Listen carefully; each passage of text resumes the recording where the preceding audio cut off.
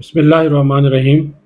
Viewers, آپ دیکھ رہے ہیں ہمارا YouTube channel News To You. امید ہے خیریت سے ہوں گے۔ جسٹس سپریم کورٹ کے جو جج ہیں جسٹس اطہر من اللہ لندن میں ہیں، اور لندن میں بھی یہ جو یوتھیا بریگیڈ ہے باز نہیں آیا۔ حالانکہ جسٹس اطہر من اللہ نے اسی پی ٹی آئی کے لیے بہت سے اچھے فیصلے بھی دیے، جس کو یہ سراہتے بھی رہے، لیکن اسی پی ٹی آئی نے ان کو، جو لندن میں ان کے لوگ ہیں، ان کو ایک گروپ نے جو ہے وہ ان کا اوپر آوازیں کسے ہیں، نعرے لگائے ہیں۔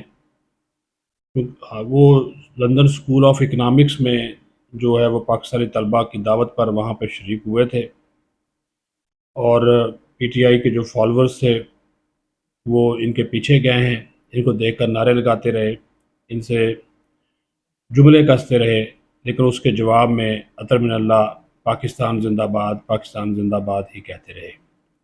اور پھر جو منتظمین تھے انہوں نے حفاظت سے اطہر من اللہ کو گاڑی میں بٹھایا۔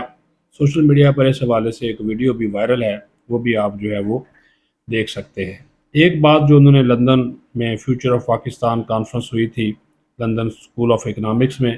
اس سے خطاب کرتے ہوئے جسٹس اطہر من اللہ نے ایک بات جو ہے وہ لازمی طور پر کہی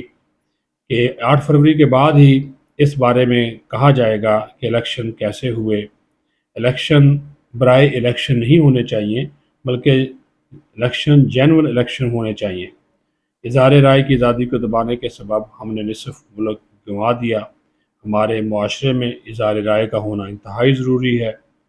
جبری گمشدگی کے حوالے سے انہوں نے کہا کہ بطور قوم یہ سوچنا ہوگا کہ جب یہ مسئلہ بلوچستان یا خیبر پختونخوا میں ہو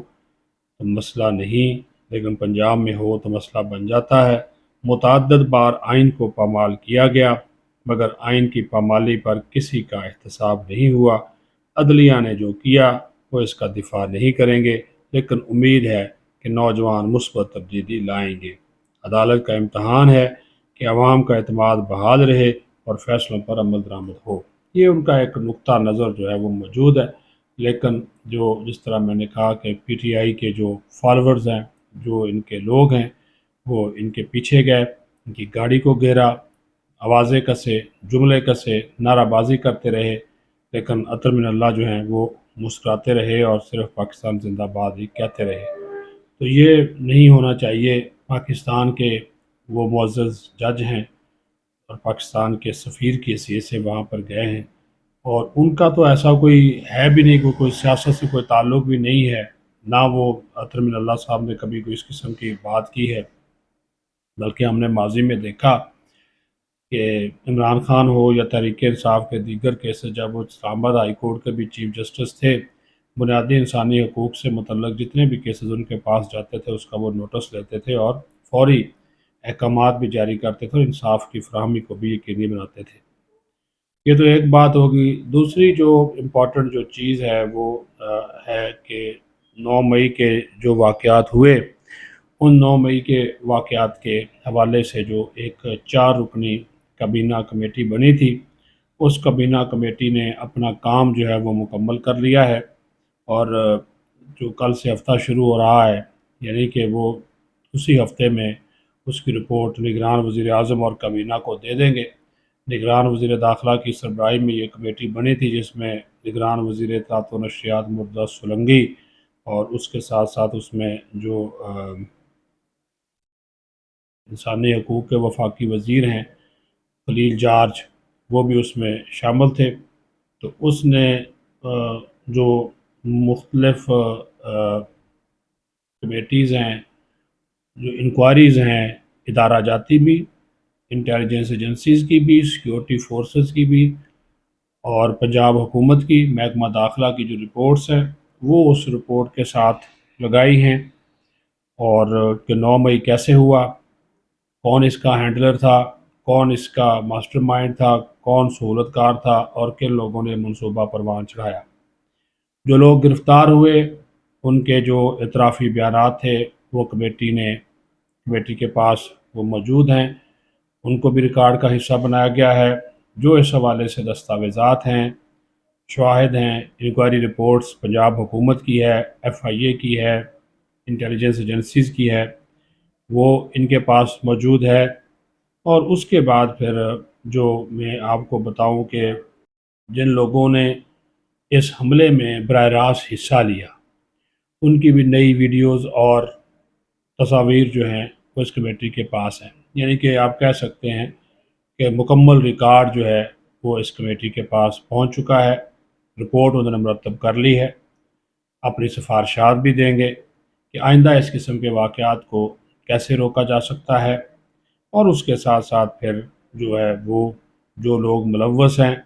ان کو کیا سزا ہونی چاہیے، کیونکہ یہ شنید ہے کہ الیکشن سے پہلے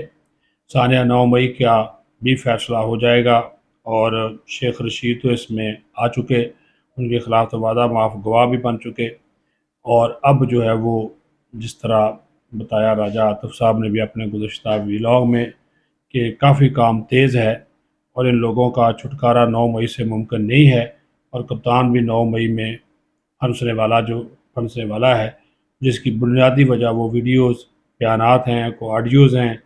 جو کہ ہمارے اداروں کے پاس موجود ہیں، وہ ان کو اس میں ملوث کرنے کے حوالے سے جو ہے وہ کافی ہے۔ باقی 4 دن رہ گئے ہیں، جاتے جاتے آپ کو بتا دیں انتخابی مہم تیز ہے، اور مقابلہ تو لگ رہا ہے کہ ہوگا، لیکن یہ کہنا کہ تحریک انصاف کے حمایت یافتہ امیدوار جو ہیں وہ کچھ نہیں کریں گے یا ہار جائیں گے، یہ آپ بھول جائیں۔ میں نکلا ہوں تو لوگوں سے رائے حاصل کی ہے، بے شک نون لیگ کا پلڑا بھاری نظر آتا ہے، لیکن تحریک انصاف ٹف ٹائم دے گی۔ صاف اور شفاف الیکشن ہونے کی صورت میں ان کے لوگ سیٹیں نکالیں گے، اور پیپلز پارٹی سندھ کی حد تک وہ بلاوے میں ہے، اب وہ پنجاب میں، جنوبی پنجاب میں ہو سکتا ہے کوئی 5-7 سیٹیں وہ وہاں سے نکالیں، لیکن اوور آل کہا جا رہا ہے کہ سمپل میجورٹی جو ہے وہ تحریک مسلم لیگ نون کو جو ہے وہ مل جائے گی، اور خیبر پختونخوا میں تحریک انصاف کے حمایت یافتہ جو لوگ ہیں بڑی تعداد میں جو کہ آزاد ہیں، وہ پھر اپنے مستقبل کا فیصلہ بعد میں کریں گے کہ انہوں نے کس طرف جانا ہے، لیکن یہاں پہ وفاقی دارالحکومت ہو یا دوسرے حلقے ہوں، وہاں سے جو لوگوں سے بات ہوئی اس میں وہ کہہ رہے ہیں جی کہ اب جس طرح کہ ووٹ وہ اپنے تحریک انصاف کے لوگوں کو ڈالیں گے، لیکن ظاہر ہے جی اب وہ ایک جرنلسٹ نے بھی کہا کہ کچھ ایسی رپورٹس بھی ہیں کہ نون لیگس کے پولنگ بوتھ سے، پولنگ ایجنٹ سے پرچی لی جائے گی اور ووٹ ڈالا جائے گا عمران خان کو، بلہ تو ہے نہیں، لیکن یہ آخری جو 4 دن ہے انتخابی مہم تو پرسوں ختم ہو جانی ہے، 6 کی رات 12 بجے، کیونکہ یہ 24 گھنٹے پہلے اس کو وہ ختم کر دیتے ہیں، تو وہ 24-48 گھنٹے پہلے ختم کر دیتے ہیں، تو وہ ختم ہو جائے گی، لیکن 8 کو الیکشن ہونے جا رہے ہیں، دیکھتے ہیں کامیابی کس کو نصیب ہوتی ہے، لیکن آپ تحریک انصاف کو جو ہے وہ بالکل نظر انداز نہیں کر سکتے، بے شک ان کے لوگ آزاد جیتے ہیں، لیکن ان کی آزادی کے بعد، ان کی اس آزاد حیثیت کے بعد، آزاد جیتنے کے بعد کیا ان کی آزادی برقرار رہتی ہے نہیں، میں اور آپ اس کا انتظار کریں گے۔ پاکستان زندہ باد۔